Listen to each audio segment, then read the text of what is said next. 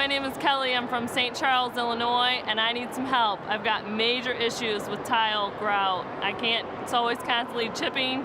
Can you help me out?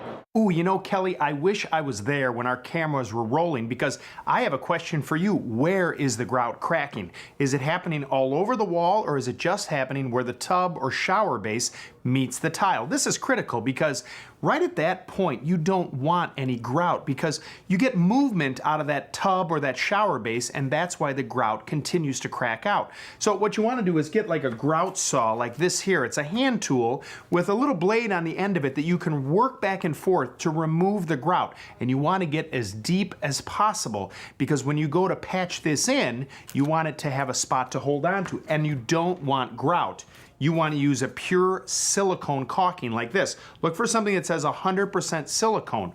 Work that into that joint, use your finger to tool it smooth, and then let it dry for 24 hours. That way the grout won't come out and you won't have a problem with mildew and mold. Hey Lou, my name's Vicki. I'm from South Carolina. I have a little roof problem. Every time we have a little storm or a wind blows, the shingles go flying off the roof. My poor husband has to climb up on that roof, put the shingles back on, and they fly off again the next storm. What do we do to fix that problem?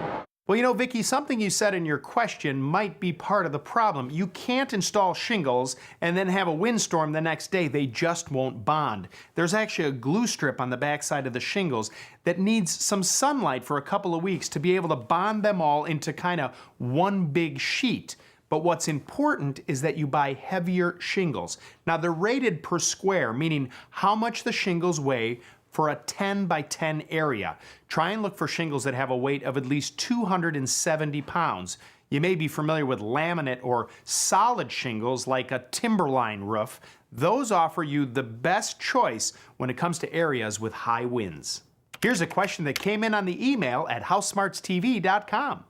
Gail writes, I just bought a screen door that is made of thin vinyl with a pressboard sandwich. Can I use my circular saw with a wood blade to trim it? Thank you. Well, Gail, if you want to use your circular saw, you go right ahead and use it.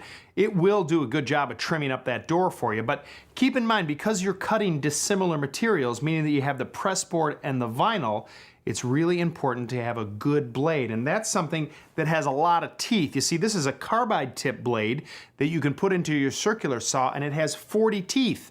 The more teeth, the more fine cut you get out of that circular saw. You may want to use a straight edge as well to make sure you get a nice even cut. And then from there you can do a little sanding and you're all set. The door is going to fit perfectly.